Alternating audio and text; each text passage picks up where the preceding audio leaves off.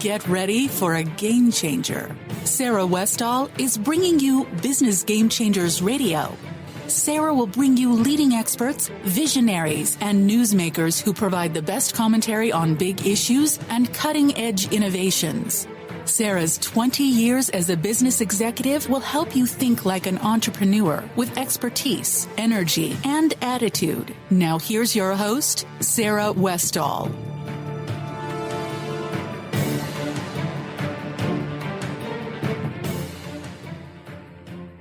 Welcome to Business Game Changers. I'm Sarah Westall, and you're listening to Conscious Business Radio on the Transformation Talk Radio Network. If we are going to be a competitive nation in the next, 3-4 decades, then we need to have a workforce that's educated. We talk about in this latest election the forgotten man and woman, and how they are losing their jobs and their pay is going down and they can't afford as much, and the health insurance is skyrocketing. Everything's out of whack right now. I've covered this many issues. I've covered all of this over many issues, but there's so many basic problems that we need to solve in order for us to be able to capitalize on long-term solutions. For example, our education, we have great secondary universities for a minority of people.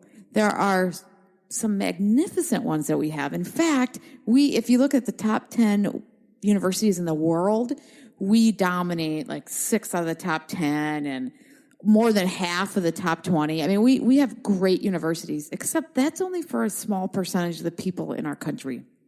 The majority of the people don't get to go to that quality of education. And our high schools and our elementary schools across the nation, from a test scores and what our children are actually learning, is below almost every industrialized nation in the world. Yet, just like healthcare, our costs are higher than almost every industrialized nation in the world. And what's even more interesting is that our teachers are paid less than most industrialized nations in the world, even though our costs are higher. That means, like many other things, our overhead costs, like in healthcare, are out of whack. We're spending way too much on overhead, and a lot of that has to do with just the political nightmare that we're finding ourselves in.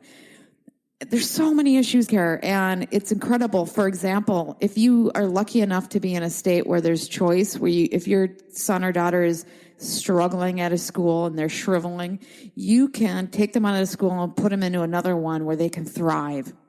School might be okay, but they just don't fit into that environment, and they need to go into another environment where they can thrive.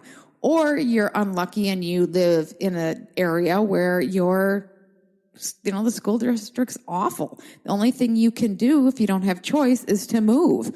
Otherwise, what other options do you have?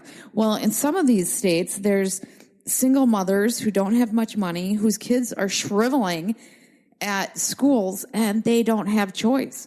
And they want to bring their kids to another school. And they've used their parents' address or other people in their family. And the districts have gone after them, arrested them, and thrown them in prison. That's an example of where things are so far out of whack that we are spending millions of dollars, that we have private investigators following single moms around. That's actually proven that their kids are thriving and doing better in another environment. So our priorities are so out of whack in so many places. I bring Kevin Chavez onto the program. He was Obama's education advisor, one of the advisors, and he's probably going to be an advisor for Trump as well. I'd be surprised. He is one of the foremost experts on education, and he has a different way of thinking about it. Just do what works, freedom, choice, do what that works. Do what kids need to educate them. Let's educate all our babies. And it doesn't matter how we get there. Let's just get there. Let's get creative. Let's push the power down to the people, teachers, the people that know what they're doing, the families, the parents. Give the parents the freedom to do what they need for their own child. We got to solve this. We got to turn this around. So he's going to join the program today, and he's going to talk about all the things going on in the education world. And I got to tell you, just because I talked to him this one time and I'm doing an article, I'm looking at charts and all these things, it is a mess. It is a very difficult topic. There's so much politics. He says, make it simple. And I agree with him. Make the problem simple. We just want to educate and love our kids. Well, we want to educate our kids. And that comes, I think it's the source of it is loving your kids. If we love our kids, we want to educate them all. But the reason it's a mess is because the politics are so incredible. And you listen to some of these people and you read, I was just talking to teachers yesterday, a couple teachers that I was volunteering in this thing that I do. And I was talking to some teachers and they were telling me that so many teachers are beaten down that they've pretty much given up. They keep their head down and they just do what they're told and just try to make it through the day. And that's sad to hear that. Because we have so much potential in this country for us to give up on children, for us to give up on teachers. We can't do that. That's why Kevin, who's going to be coming onto the show, is a hero in my mind. He dedicates his whole life to helping children get educated and looking at these things. Businesses the country needs our people to be educated. Technology is just getting more advanced. Manufacturing plants, they're becoming more advanced. The types of jobs into the future takes more skills. It takes higher levels of education. It takes free thinking. We have a lot of issues in society. It takes leaders all over the place to solve these problems. And that starts with education. And if all the other countries, the developed world, are getting better education than we are, what does that say? Where are we headed?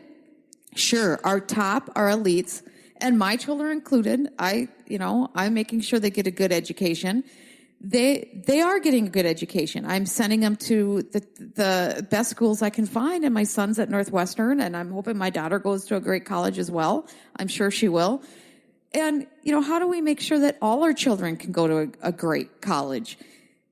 And it starts when they're young. If they're not getting good education when they're young, how can they possibly make it to a good college?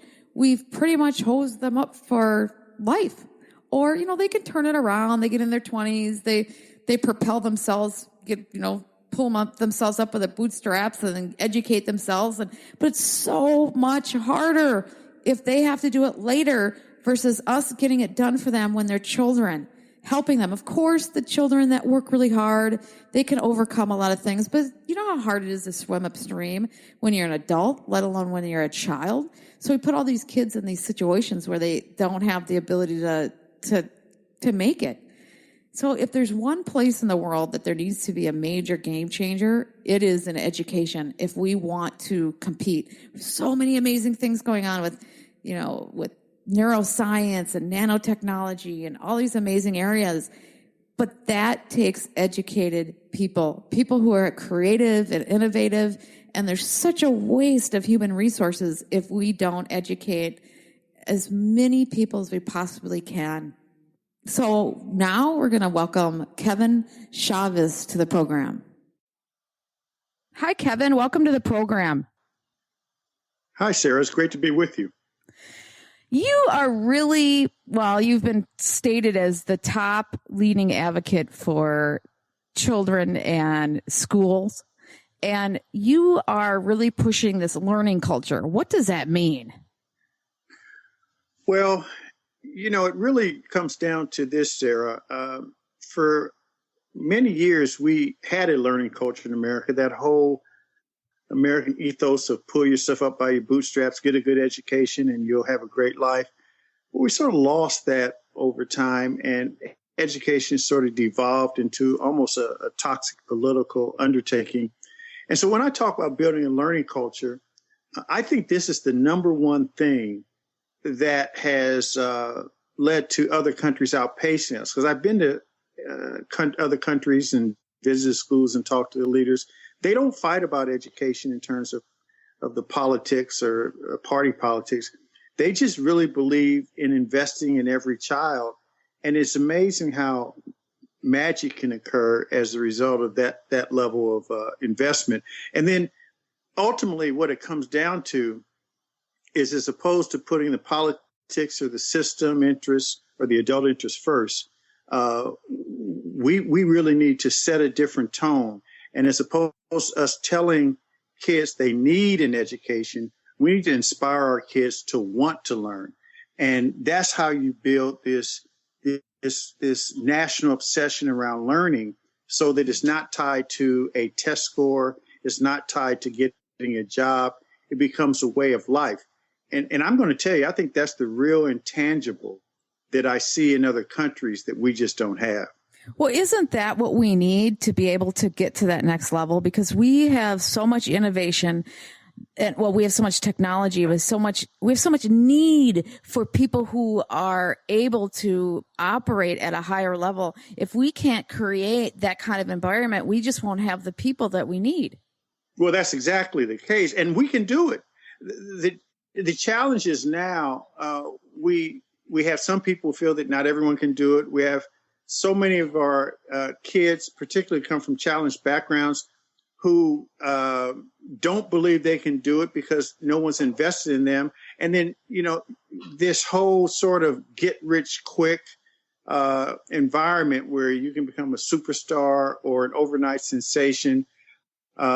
People feel like that, education is one of those old school ideas that may or may not make sense. But we can change that around. And I think part of it is for this new generation, we've got to always be aware of the fact that education must be cool. It's got to be fun. It's got to be relevant. The whole stand and deliver concept of, the 1870s, even today, is the predominant way we educate people today, where we, teacher stands in the classroom, lectures, kids take notes, they sit still, and then after a week or two, they regurgitate it back and that's their test. But it now everything has to be more interactive, more dynamic. You've got to involve the learning. You've got to, have that, not almost like that master teacher thing, the grasshopper thing, where, the kids are inquiring more of the teachers than the teachers are of the students. And it has to be a vibrant environment where it's fun. And I've been in classrooms in America where we have some of the kids from, deep wells of poverty, where teachers do this and they're blowing it away. They don't even worry about the test because they've created this energy. And that's what we got to get to. And we get in the way of it by the barriers we put in front of kids and in front of the public with politics and, the Republican Democratic plan, and this kid's poor and can't do it. I mean, it's just crazy. And I think our priorities and our focus is all messed up, right? I mean, we're just not even thinking. We're not even thinking in the right area. It reminds me of, you have a team and the team's fighting on the bench.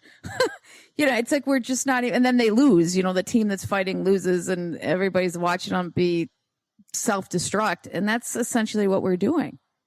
Well, you know what I tell people when I speak all over the country, and I tell folks, we have to ratchet it down to the most simple common denominator. How you build a learning culture is, you have a child, call that a student. You have an adult who's going to help guide the child, call that a teacher. Put them in a room, and you call it a classroom. And then everything that we do should support that environment. What we do is we get focused on things that are extraneous to that. And like, the whole, I go back to the politics because, you've got Republicans and Democrats who put out their own education plans, but they don't want to acknowledge anything good in the other. And there's no Republican or Democratic or black-white way to teach a kid how to read or write or count. And I think that as long as we put those filters in front of our education policy making, we're going to have problems. I mean, this isn't like whether or not we have war in the Middle East. This should be a unifying concept. I say, people were talking about this movie, Hidden Figures. It's like the space program. Back in the 60s, there was a national obsession around that. Kennedy said we're going to be the first to go to the moon. And the whole country wrapped around it. There was no politics around it. It's an American ideal. I've suggested to, Obama when I was on his education policy team, I suggested it Romney and Trump's people. We need to do the same thing where we just disabuse ourselves of the partisanship and build this culture of learning. So is Trump receptive to that? Just building this culture of learning and let's just stop all this political nonsense? Well, it's interesting. I've worked closely. It's no secret. I know Betsy DeVos, who's Trump's nominee, and Betsy did not support Trump, and neither did I. But I don't believe that just because Trump won and we may have had some problems with his approach, that we walk away from America. I mean, we still got kids. Every 42 seconds, a kid drops out of school. Thousands of kids a day, over 1 million a year. And we got to do something about it. And, he's the president. I'm glad Betsy decided to step up. She gets it. I mean, she is not a seasoned politician. She's fortunate. She's, comes from money, but she cares about kids and she gets it. And I've talked to her quite a bit over the years about this, and she supports my vision. And hopefully, some of the Democrats, my fellow Democrats, will at least be willing to sit down with her to work through some of these things for kids. So why is it a Democrat versus Republican issue when everyone's in favor of high quality education? What is the point? Why do they have to fight so much over something instead of finding common ground? And I mean, they know it's harming our children and our country. So why can't they just stop? Let's get along and get something accomplished. Well, I think that this is an example of a good idea that ran amok. I mean, when our education system was created back in the 1800s, even the 9 to 3 school day, the summers off, was built around an agricultural model. So kids could work in the field before school, work in the field after school before the sun went down, and harvest in the summer. That's been virtually unchanged. And then because of child labor laws and workers' rights, after Teddy Roosevelt pushed all that stuff, we had sort of the industrialization of education. So, we wanted to create a system. It was the Industrial Revolution. So everything was based on, how you do it to scale and the system. So we went from this idea of the one-room schoolhouse, where there was some good things to that, where teachers had the ability to teach kids irrespective of their age and find ways to get them excited about learning, to an industrial model where we take it the same time, same way, same approach. You probably took algebra in 9th grade, but so did your mama and your great grandmama. I mean, and segregated kids by age and subject matter. And then what happened was that because of all that workers' rights and child labor and the systemization of, the union sort of rose to prominence in the early 1900s. And the focus became, how do we preserve these rights and how do we grow these benefits? And over time, the system morphed to this political animal. So right now, and believe me, folks say, well, are you coming down on unions? No, I'm just stating facts. Right now, in our states, in the state legislatures, usually the largest lobbying arm is not some corporation, it is the teachers union. So they're usually the top 1, 2, or 3 in terms of power. So as a result, everything is tailored toward that interest, this preserving of the status quo. And frankly, they feel like that any assault on anything that suggests change is an assault on their existence. And, Randy Weingarten's head of the AFT, I've debated her at Stanford. I know her and know their mindset. You could have conversations with union officials where, for an hour and they don't even mention children's learning. And so you have to separate the union status quo. So what do they talk about the whole time? So you can have an hour. Yeah. What are they, if they're not talking about children learning, what are they focused on? Well, their focus is on benefits. Their focus is on, treating teachers with respect. What I was going to say, you got to separate the union, the political arm, from rank and file teachers, because rank and file teachers, most of them in the traditional school system, if they're really good teachers, they're frustrated by the bureaucracy too. But when you talk to them, they talk about, preserving, what they have. They want to make sure there's more money. And then they talk about, teachers' rights and all those things and protecting the system. But to show you how toxic it is, the sort of union politics, they've come out against Betsy DeVos strongly, but they came out against Arne Duncan and John King, Obama's appointees. Anyone who suggests anything different from the status quo. Well, what do they want? They just want a puppet for them and just whatever. And more money. The main thing is the money. The money's ridiculous because I got to tell you, we spend more money than any other country per student, and we are not getting anywhere near some of these other per dollar spent. We're not getting the quality that we should be getting.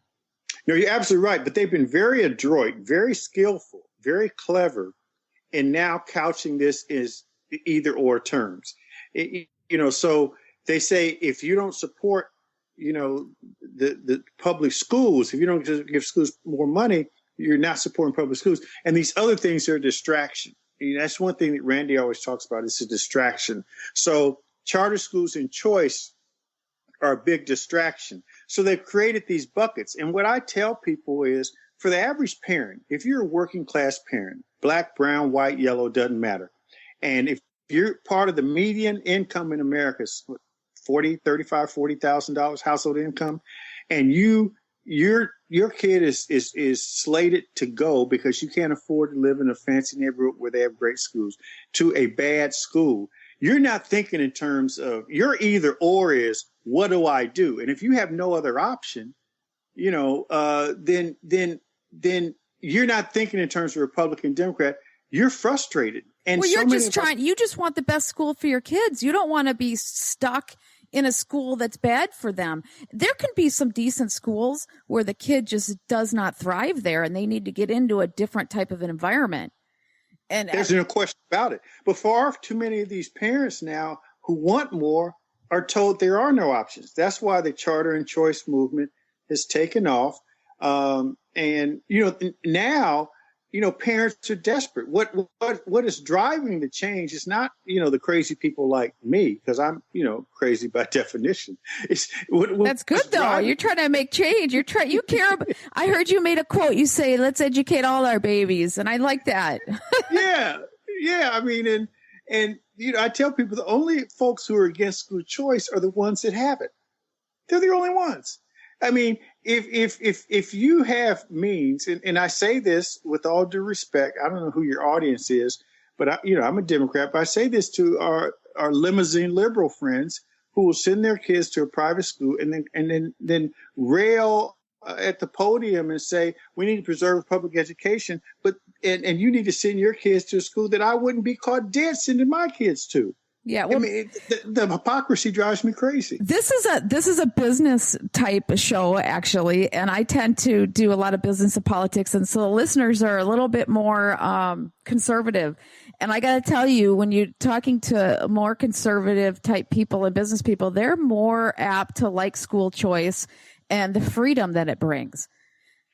Well, it gives freedom, but it also it fosters parent involvement and parent empowerment, which is something the system has really taken away from families. Think about, as I said, when the whole thing was put in place, it's okay. We're gonna set up neighborhood schools, and that means you have to send your kid there. Okay, well, my kid has autism or special needs, and this neighborhood school doesn't service that kid. Can I go to the next district? Oh, no, you got to apply to the school board. School board said, no, you can't do that because, we've got to set up and, we funded the schools this way. And it's as opposed to forcing the system to adhere to the needs of parents and kids, we do it the other way. We flip it. The system's approach is sacrosanct, and anything that deviates from that is a special exception. Well, now we got a whole cadre of students that are special exceptions. Keep in mind, Sarah, this fact that most people don't know. When they talk about at-risk kids, they used to be outliers. Now at-risk is the norm. Over half of our public school kids are on free and reduced lunch. So now all that stuff that we talked about was, this is a special circumstance. The special circumstance is the norm because of our failure to meet kids where they are. Well, it's terrible. It's just bad. I mean, we have to be better than this. There's no excuse. I'm an entrepreneur and I teach business school. I teach in the business school at the Carlson School of Management in Minnesota. And my instinct is to go in there and just kind of start slashing and be like, let's focus, let's go. And it's just not like that. And so for me, it's really hard to watch that kind of an environment. If you're not doing a good enough job, I want to go in there and say, okay, start focusing, knock it off. This is what we need to do. Let's go. And it's none of that. And I just don't understand how there probably have been really good leaders that are just silenced. They can't get anything done. I think the only way to solve those kind of problems is to create choice and make people compete, because how else are you going to, if we've tried so hard to change it within the system and it's not working, the only thing that we know works is competition. Yes. And there are examples out there. So in terms of my experience, for your listeners, I mean, I was on the DC City Council for 12 years, late 90s, early 2000. I left in 2005. And people always ask, how did I come to this issue? Well, I happen to represent an area that has some great neighborhoods. If you think of RFK Stadium on, eastern part of Capitol Hill, and then cross over into southeast and northeast DC, bordering on Anacostia. So I had some really great neighborhoods and some challenged neighborhoods. And when I got elected, and as I was, in the mid 90s, and I was visiting around, visit our prison, and I talked to the warden. I said, "What kind of programs do you have for for the inmates, and what kind of maybe college programs?" I was totally naive. He said, "College?" He said, "Look, 95% of our inmates here are high school dropouts, so most of them can't read." And that's when the light bulb hit me. And then I would visit our schools, and I saw how bad our schools were, and some of these teachers really, frankly, they didn't care in the hood. And I said, wow, there's this real link. If you talk about the school to prison pipeline, there's this real correlation between education and a life of crime. And all the good things in life are more likely if you have an education. The bad things in life are more likely if you don't. And even today, 82% of the national prison population, high school dropouts, 82%. So there's no question there's a correlation. If you increase the high school graduation rates in America by 10%, you reduce the murder rate automatically by 20%. So there are all these stats out here. And, as a young sort of, idealistic legislator, I took to that like a fish to water. I said, we got to do better. So that's at the same time in the late 90s, we were considering our charter school legislation. And I supported it, and I became, chair of the education committee. No one else wanted the committee right when we were shepherding charters. And the union came to me, union leadership, and they said, we're mad at you for supporting charter schools, but now that you're head of the committee, you don't have to fund them, and we'll be watching. So they literally just threatened me. Well, you probably are the enemy of the unions because you're all about change, right? You're all about, let's get this. It started back then. They literally threatened me, and they went after me big time. And then when I ran for mayor in 98, I lost largely because the union came after me, and they, ran ads with my picture and an X in it. And I explained to my 7-year-old son that, yes, I liked his teacher, even though they would come. They put it out there. That's a good ethics question. That I teach ethics right now, and it's a good ethics question. Well, but you're the perfect example of why the Democrat-Republican paradigm. I really don't like this paradigm because there's a lot of things that just don't work. I don't fit within a mold of one thing, and so right. It just doesn't work for me. And that's the same. It's the same for a lot of people. And it's a struggle. I think a lot of people, that's why I'm an independent, because I just don't fit within any party. I have just, I do things based on what I think makes sense, and wherever it falls, it falls. Well, see, the problem is the extreme. See, I think that what's happened in both parties, it used to be, years ago, that you would have, these folks who were in one party, but they vote for a proposal by someone on the other side more regularly. And it used to be there were, of the members of Congress, several hundred who would, if there was a good idea on the other side, they vote for it. Party switchers. There were about 240 of them 20 years ago. Now there's like 3. So in other words, in Congress, there are only 2 or 3 people that vote in ways other than just the straight party line. Well, that's just ridiculous. It's like, can we have like a bucket of just good idea bucket so that we can get things done? I mean, that's what it's just ridiculous. Let's put this into the good idea bucket and say there's no party affiliated with this so that we can go forward. Everybody wants good schools. But when you got the union just wanting to protect themselves, but teachers are frustrated. I've talked to teachers that are just, they feel like the school's being turned into like this McDonald's drive-through. And exactly. Yeah, they can't just teach. They used to be able to teach. So these really passionate, great teachers are losing their freedom to teach these kids, and they're being dictated exactly what they have to do. And you can take any monkey now and put them in front of a class. All the passion has been completely taken. Everyone knows in business when people who teach structures and models and things of how you set up business, when you create a real bureaucratic top-down system, you suck out all the creativity and the independence. That's just what you do when you do that. And there are some business structures that work well with that when you need it to be that way. When it has to be uniform and exact all the time, we don't want any creativity or deviation. But for any place that you need creativity and you need deviation, the structure cannot work that way. They know they have so much theory or so much, studies and things and proof to show that's just how it works. When the model is like that, you suck out the creativity and the innovation. And that's what they're just doing it. I don't understand why something so simple that we know that structure does that. So why are we doing it? I don't understand. Well, because people don't know what they don't know. And now you've got a whole new generation of folks who are told that this is, if you think this way, then you're automatically in this box. And the party system has pushed to the extremes. Yeah, and life is full of the grays. It's not just the black and the whites. And independent thinking is really the sort of foundation for our Spartan history in this country. And that's been lost because we force people in these boxes.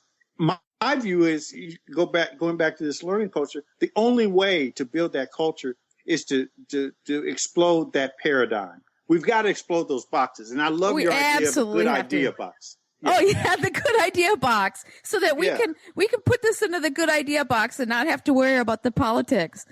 Well, I'm gonna tell you something, Sarah. I may use that. I may not always quote you, but I'm going to use that good idea box. Go That's ahead. A good one, right?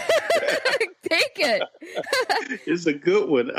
But that's where we are. And, by the time we started our charter program, let me tell you an example of why choice works. I mean, look, folks say, the big thing that, some of these Democrats are saying now, destroy public education if you have choice.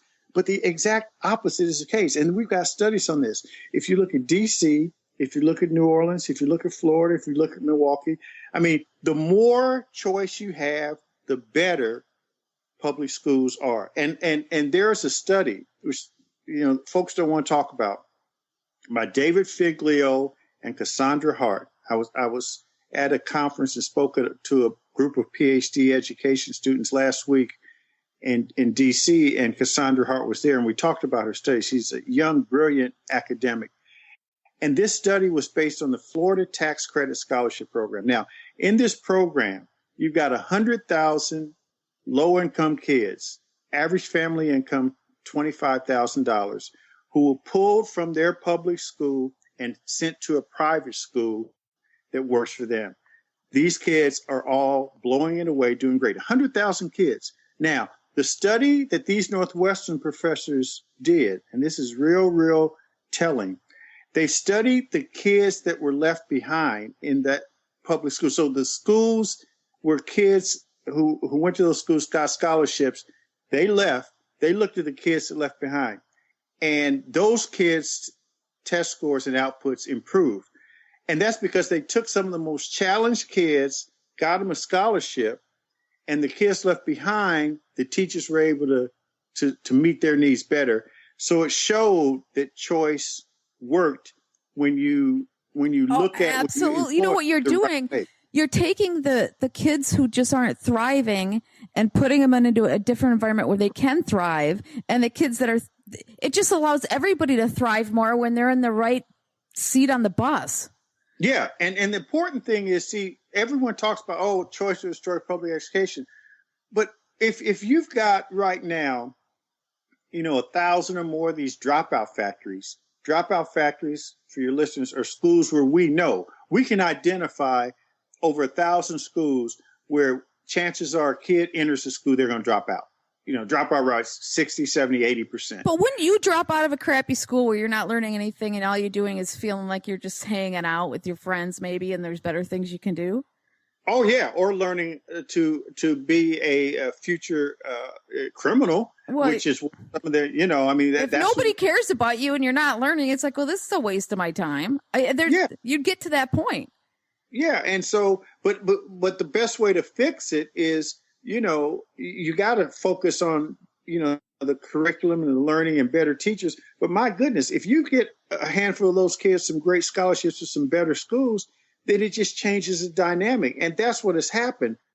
And the bottom line is we need to be more kid-centered in our policy making. And it's not, as I told Arnie Duncan once, Obama's education secretary, he said, Kevin, when you talk about choice, he said, I support, some choice, but, I'm concerned about the 58 million school kids.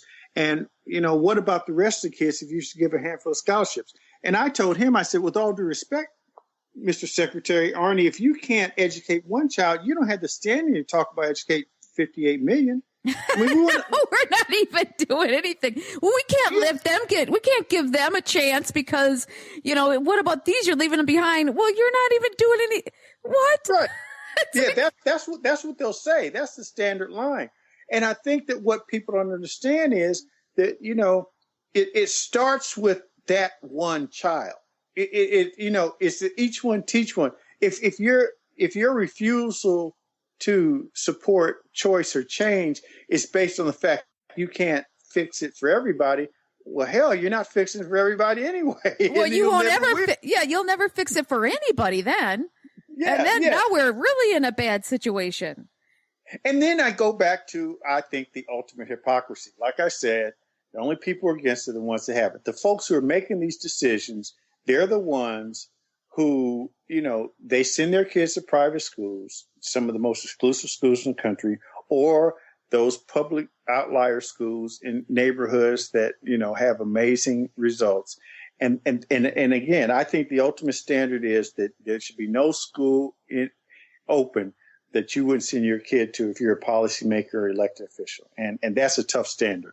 That's the ultimate standard. Or you wouldn't send a kid that you think you could see your child thriving there. Cause my kids are different, and different personalities will thrive in different places. But if I don't think any child is going to thrive there, that school does not need to be open. But that's not the standard. So right now you've got parents, again, this charter movement and the choice movement didn't grow from, the leaders. It grew from the parents, and parents are frustrated. And, I've spoken to hundreds of parents and visited hundreds of schools around the country, and I'm always inspired. If in spite of the sort of doom and gloom, if people are looking for hopeful signs, I think the hopeful signs lies in the resilience of our kids and the hope and optimism found in our parents. And one of the parents I got to know really well is Kelly Williams Bolar. And, her whole situation, she embodies this whole thing that we see in parents who are frustrated with the status quo. And her story. I mean, tell her story, because I think our listeners would be interested in it. It's really an amazing story.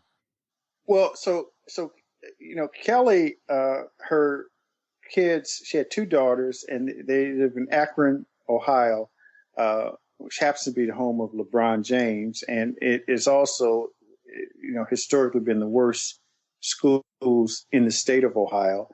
And her daughter wasn't learning, and she's in a bad school. Kelly was a single mother. She had worked her way to college and was working on her college degree. She now has her college degree, is working on a master's. This was several years ago.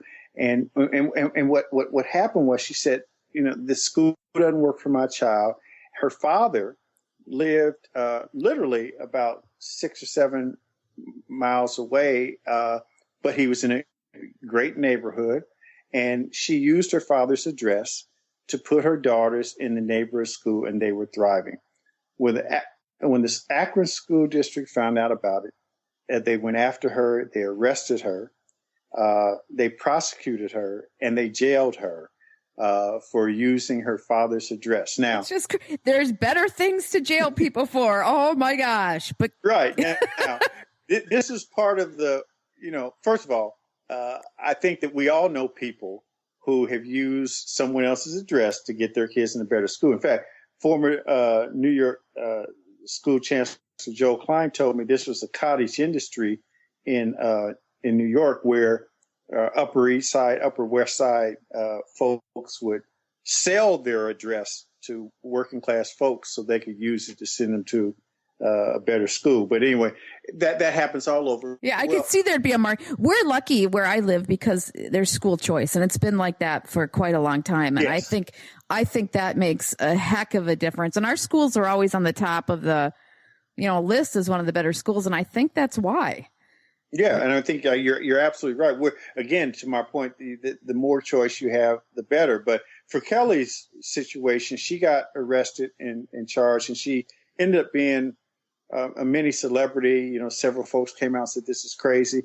But as we started looking at it, we saw that more and more of low-income working class, primarily women of color, were put in the same boat. And then there was a Hispanic family, Hamlet Garcia and his wife in Philly.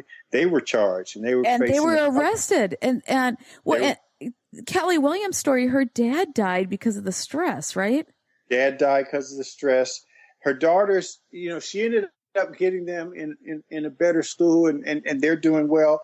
But then we've heard school districts now are spending money to hire private investigators to follow these working class moms around to make sure they're living in these addresses. So you've got millions of dollars being spent by school districts to investigate parents to make sure that their kids live in the school district. What is the source of that kind of control? And, why do they want to control somebody else's life to that degree? And where does it come from where human beings feel they can control somebody else to that level?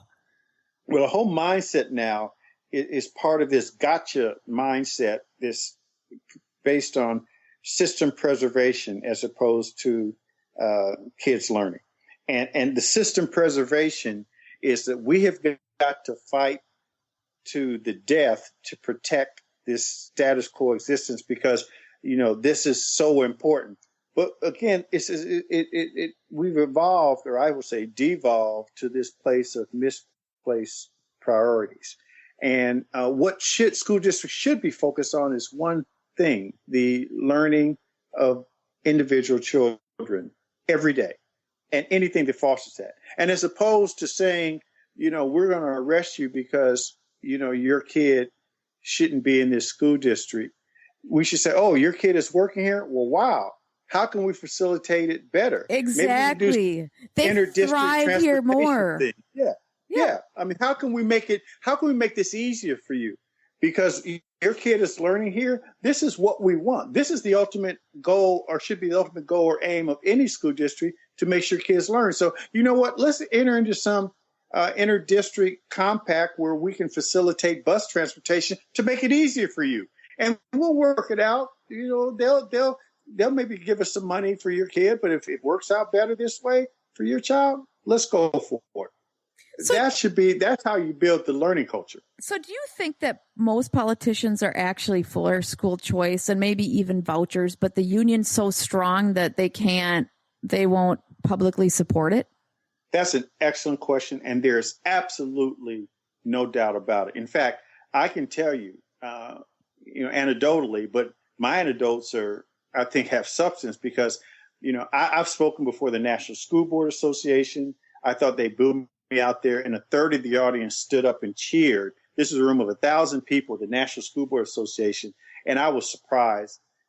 There's a percolating revolution building among traditionalists, but they are afraid.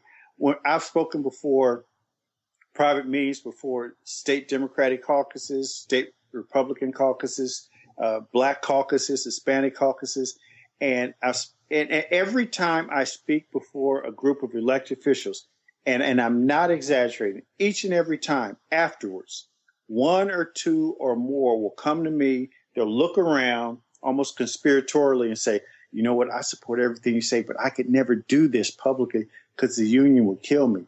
Or, and they're right. They're right. Yeah, this gets back to my point. I'm not independently rich. I'm not independent, so I need their funding. I've had people say that to me. Well, how do we solve this? Because it gets back to my point where people don't fit into the mold of the party, because those are examples of Democrats who don't fit that mold of that party. That issue, for that, the way we've done it, the only way to do it is we've made the mistake in the ed reform movement by trying to build it. Parents help generate it, but then we try to build it from the top down. You got to build it from the bottom up. And where we've been able to get Democrats, like Black Democrats in Florida, Black Democrats in Louisiana, to vote for vouchers, is that we built support from the bottom up. And we also had a network of folks who would help contribute to their campaigns and help them, because, that's the mother's milk of politics is money. So we were able to build a contingent of support among folks who believe in change and choice and parent empowerment.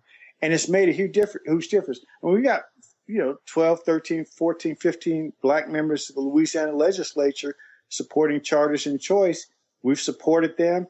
And now they're dyed-in-the-wool advocates for kids. And what has happened, similar to the Florida example, is helped push the system toward being more responsive to families, which is ultimately the goal. Well, exactly. So you talk about tenure for teachers, too. I watched every single video that you had on your website, by the way, because I wanted to really prepare for this interview. And one of the things is you talk about tenure for teachers, and you think it's just not a good idea. It's not, but there is an alternative. I mean, a lot of people don't realize how the tenure system works. Why is there tenure in primary education anyways? I mean, I understand in college, with being able to have a point of view and not be kicked out because you think differently than whatever. But why is it so needed at the younger ages? Well, that's the question. I think it really is about, the whole benefit push that Teachers Union started many years ago. But one of the best examples was, first of all, let me tell you how it works. In every state, there's tenure for teachers, which means you have a job for life and you can't be fired. And in many states, the most obvious example is California. Usually that tenure kicks in after a few years, but in many states, it's as little as 2 years. You work 2 years on the job as a teacher, you're on the payroll, then you get tenure for life and you can't be fired. And in many of these states, you're never evaluated. My gosh. And that has created a situation where even teachers who've been charged with molesting kids are being deemed to be unfit to be around kids because of the tenure system, and they can't be fired, or the process of getting them fired could take years. They have places like in New York, the Rubber Room, where thousands of teachers have to report from 9 to 3 every day. They're deemed to be unfit around kids because they have pending charges. They've come to that Rubber Room for as many as 5 years. At one point, New York was spending $80 million to pay teachers deemed to be unfit around kids, but they were in the process of being terminated, and it took years to do it because of union rules. Oh my gosh, that's terrible. I mean, I can see there's always an example of where there's an abuse in the system and the teacher is not being treated fairly, but this is so obvious. I mean, that's when the union should step up and say, okay, this is ridiculous. We got to do a better job with this because our kids are more important. $80 million, that's a lot of money that you can use towards educating kids. That's a lot of money. And so you have these examples in California.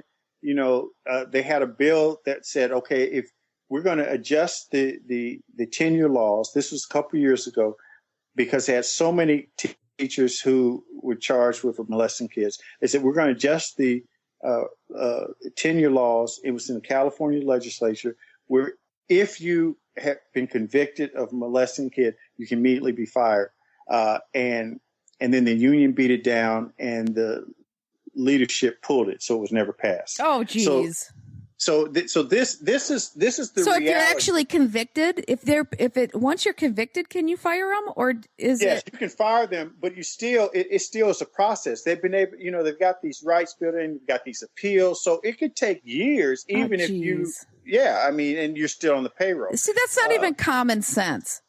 No, it isn't. So one of the things, again, when I debated Randy years ago, I said, look,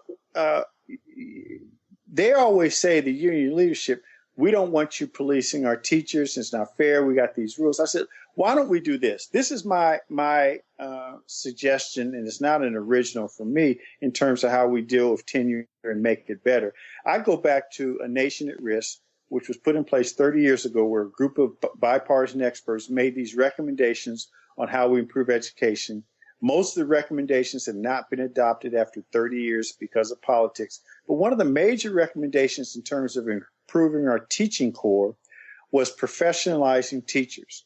And I said to Randy, you've said you support professionalizing teachers. She says she supports it, but she won't push it.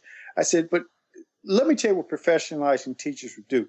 First of all, similar to doctors and lawyers and accountants, you have a group of teachers who will evaluate each other for misconduct. It's like, the bar review or whatever, or the medical licensure board, and you end up having self-policing. And you decide maybe who's a master teacher. First of all, teachers get paid more initially when they're professionalized. They have periodic peer review of professional development, like lawyers and doctors and accountants have to go through.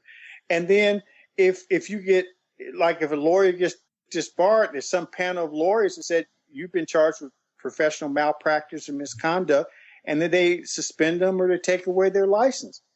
I said, if we professionalize our teaching corps, give them more money, give them more respect, and allow them to self-police, then guess what? You don't have to worry about us talking about these crazy stories where you're paying teachers who can't teach. You do it yourself, and you build in a better level of internal competence. Yeah, they self-police themselves. It turns into more freedom for them, and they're creating pride in their own profession. Now, is there a pushback on more bureaucracy in that, seeing that as more bureaucracy versus less? Because in a way, I could see it as less, but the unions feel like they're losing the power then. Well, that's the whole thing. See, the thing is, they don't want, and this is why when you push them on any good idea, and I'm not saying that's the best idea, I'm saying it was recommended 25, 30 years ago. And when you read about professionalizing teaching corps, if you just sort of Google that and read about the debate, unions push back on it. But the bottom line is they don't want any change. Well, they don't want to lose their power, because that would be a completely different structural environment on how to make this work. And a lot of the bad teachers would lose their job, because there would be professional malpractice that would have to be, dealt with. And they don't want that. Well, there has to be a more common sense way to do it than what they're doing now. There's an example where Mark Zuckerberg donated $100 million to the New Jersey school system and literally didn't go to the kids. Well, and it was swallowed up in the bureaucracy. And there was another example where this billionaire wanted to give $150 million to Detroit public schools, and they couldn't work it out. And he saw, as opposed to Mark Zuckerberg, he realized that it was going to be swallowed up, and he just withdrew the request. So, see, part of it is, $100 million to a school district sounds like a lot, but when you filter it down, the Zuckerberg money, several $1 million went to lobbyists, a lot of went to bureaucracy. When they ratchet it down, you may get just a handful of dollars to go into the classroom. And that's why the bureaucracy is so overwhelmingly toxic. And frankly, that's why charter schools, when they operate right, and when the law that enables them is a quality-based law, they work magic because it cuts out all that bureaucracy. Well, Mark Zuckerberg could have given $1 million to each charter school, and that charter school would have used it really well. It would have been much, much different. So, I think the answer lies in us embracing innovation and creativity, and sort of taking away the bureaucratic tendencies that sort of drive education now. Again, it's outdated and it doesn't work for kids. Well, how can people learn more about you, and how can they personally get involved to make a difference? Because I think a lot of people feel overwhelmed, and it's so bureaucratic and weighing you down. How do they make a difference, and how do they have a little bit of hope so their children have some options? I know I asked a bunch of questions here, but let me tell you, Sarah, I appreciate that. First of all, kevinpchavis.com is my website. You can also Google me and, disregard the critics and embrace all the praise, whatever that is. Come on. You're trying to make change. So if you're going to be making change and you're disrupting the status quo, you are creating enemies. It's just the way it is. No. And you're disruptive. I say that tongue in cheek. My most recent book, Building a Learning Culture in America, you can get on Amazon or Transaction Publications, my publisher. But let me tell you what's hopeful, real quick, that I think is so powerfully amazing. At the end of the day, we're headed toward personalized learning. Like, everyone's got their PDA, their phone or whatever. And other countries get this, where customized learning is where we're headed, where kids may take, high school kids may take a class in a traditional setting. They may take it online. They may do work study. You're going to see more and more, innovative and creative approaches to tailor to individual needs of kids. And the best way to get there is by school systems and school districts to be more open to shattering the traditional red brick schoolhouse approach. And in my book, at the end, I talk about examples of public schools, private schools, and traditional public schools, private schools, and charter schools that are doing this. I give examples of the amazing stuff that I've seen. The kids are so excited. They rush to school early. They leave late. They don't want to leave. I mean, it's just, they're so excited by learning. And the Lindsay School District is a prototype example. Lindsay is a working class mainly migrant farm workers school district located between Bakersfield and Fresno, California. It was the worst performing school district in California years ago. And the average educational attainment of the parents is 5th grade. Many of the parents are undocumented, largely Latino. And the superintendent there, Tom Rooney, he realized several years ago he had a problem when he heard his valedictorian had to take remedial classes, and he checked, and 9 straight valedictorians of the Lindsay High School had to take remediation in college. 9. Geez, that's crazy. He was probably embarrassed a little bit. He said, so we got a problem. And this school district... I think we have a problem with our top student. Okay. Yeah, so the school district of 5,000 kids, community of 15, 16,000 people. He said, I don't care what the union rules are. I don't care what the school board says. We've got to change. So he called a community meeting, had 2,000 or 3,000 people there, and he said, we're we're destroying what we've done, and we're going to build from the bottom up. And he said, the first thing we're going to do, of you 2,000 or 3,000 people, it's largely rural community, we're going to put values up like, why is education important? What should be the profile of the Lindsay High School graduate? What values are important to us as a community? And he divided up the people and had his educators up front and let the people come up with this stuff. And after a year of meetings, they came up with the Lindsay School District plan. In that plan, they said, we're going to do a totally personalized learning model. Teachers are going to be more like coaches. Kids can work in groups individually, as opposed to having grades. They took away grading, and they have kids, like you walk in a history class, you got a sheet of 30 things you got to know, 30 areas, and you work at your own pace, and you have people work with you. After 8 years of that, Lindsay School District has turned things around. They're one of the highest performing school districts with no grades. College admissions have gone up, and it just shows that when people and the union had to fall in line. The school board loves it now because the leadership decided we cannot use this old way to teach kids. Well, that's interesting because people get scared when you don't hear of grades, but what they're doing is they're doing another way to measure, because we're saying, okay, they need to know all of these 30 things, and they're going to stay there until we're going to tick each one off until they know it, because we can't allow any kid to not know all these things. We'll move on. And so it's not that we're not, the grades, it's like taking that and going way beyond that and saying, we are just going to make sure every kid knows all their stuff.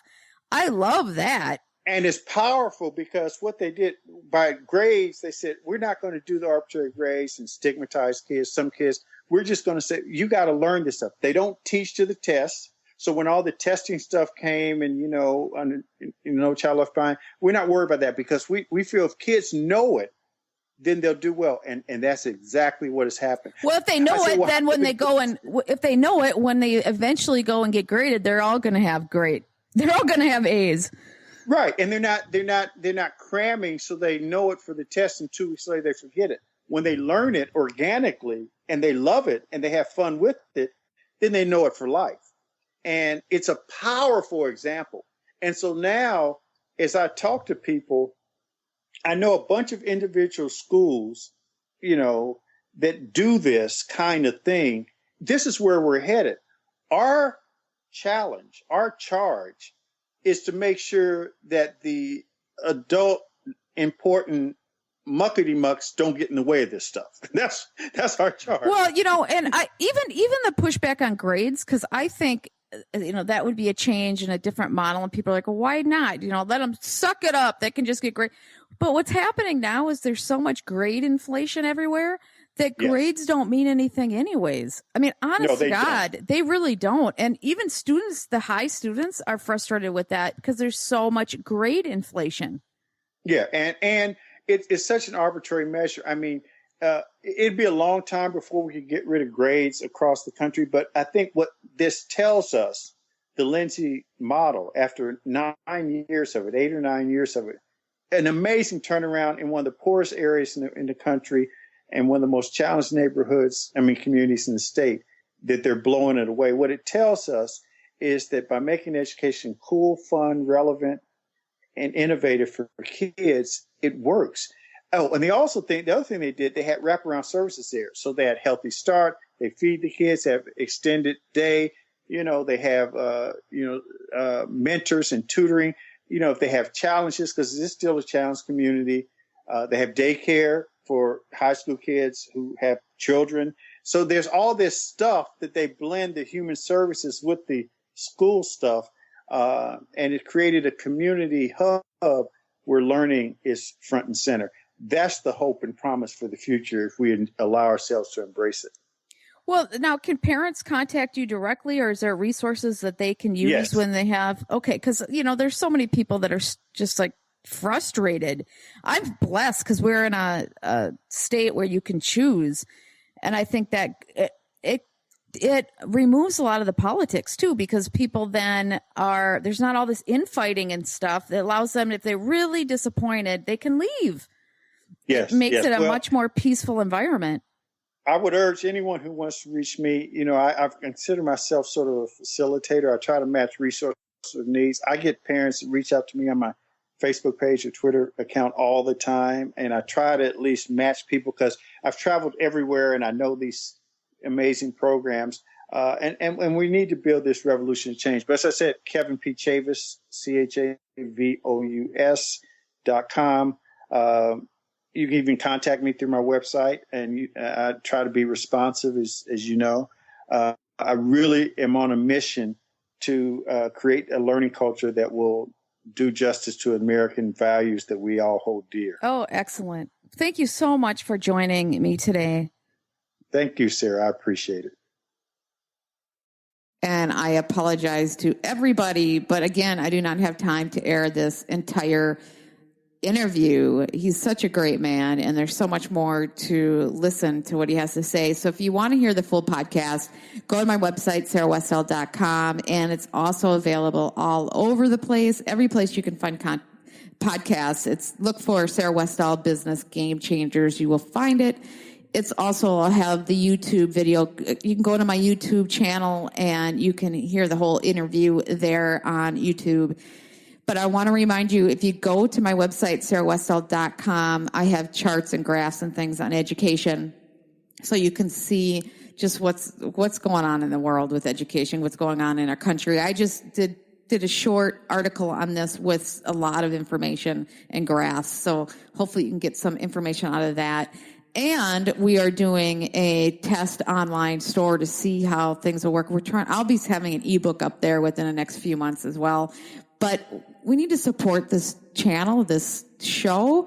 And right now we're selling a mug that says empower. So all of you that need to empower yourself to help make positive change in this world, that is for you. And if you know someone that's taking on a difficult challenge, that would be a special gift for them as well. But in conjunction, you would be helping to support this show. It's hard to do this show without bringing in enough support, whether it is sponsorship or it is just money. A lot of independent alternative media sites need to have help from their listeners to help support the show. And so what we're going to be doing is selling things, and hopefully things that you want, and you can feel good about supporting the show and getting something great in return. So just go to the online store at sarahwestall.com. And if you think that mug is something that somebody would like, or for yourself, please purchase it. It will help support the show. So for now, I hope everybody has an amazing day. You've been listening to Business Game Changers with host Sarah Westall. As Sarah brings you leading experts, visionaries, and newsmakers who provide the best commentary on big issues and cutting-edge innovations. Sarah's 20 years as a business executive will help you think like an entrepreneur with expertise, energy, and attitude. And learn more about Sarah at sarahwestall.com today.